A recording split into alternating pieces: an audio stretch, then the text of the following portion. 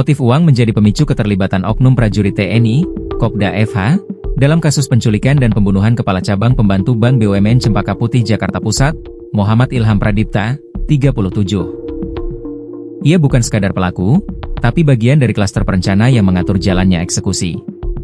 Dari hasil pemeriksaan sementara, motifnya yang bersangkutan menerima sejumlah uang, ujar Kapuspen TNI Brigjen, Mar, Freddy Ardiansyah kepada wartawan, Sabtu, 13 September 2025. Kasus ini mulai terkuak setelah warga menemukan jenazah pria tak dikenal di area persawahan Kampung Karangsambung, Desa Nagasari, Kecamatan Serangbaru, Kabupaten Bekasi, Jawa Barat, Kamis pagi, 21 Agustus 2025, sekitar pukul 5.30 waktu Indonesia Barat.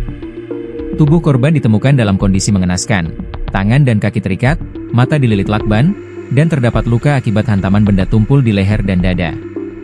Warga yang menemukan jenazah saat menggembala sapi langsung melapor ke aparat. Hasil autopsi RS Bayangkara menyatakan korban meninggal akibat hipoksia, kekurangan oksigen akibat kekerasan fisik. Sehari sebelumnya, Rabu, 20 Agustus 2025, rekaman CCTV di area parkir Lotte Grosir Pasar Rebo menunjukkan detik-detik penculikan. Ilham berjalan menuju mobilnya, lalu disergap oleh beberapa pria dari kendaraan putih yang terparkir di samping mobilnya. Ia ditarik paksa dan mobil pelaku segera melaju meninggalkan lokasi. Kopda FH disebut bertugas mencari orang untuk melakukan aksi penculikan terhadap Ilham. Ia menghubungi Iu alias Eras, yang kemudian merekrut rekan-rekannya untuk menjalankan operasi lapangan. Pertemuan awal terjadi di kantin kawasan Cijantung, Selasa, 19 Agustus 2025.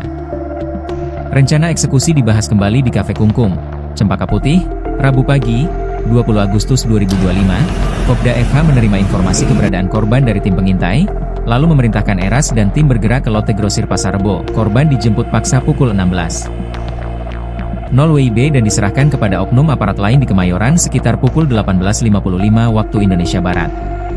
Setelah korban diserahkan, Kopda FH disebut memberikan uang tunai sebesar 45 juta rupiah kepada Eras sebagai imbalan atas pekerjaan tersebut. Penyerahan dilakukan di kawasan Arcici Sport Center, Cempaka Putih Barat. Awalnya, korban akan diserahkan di Fatmawati, namun Kopda FH mengarahkan ke Tanjung Priok.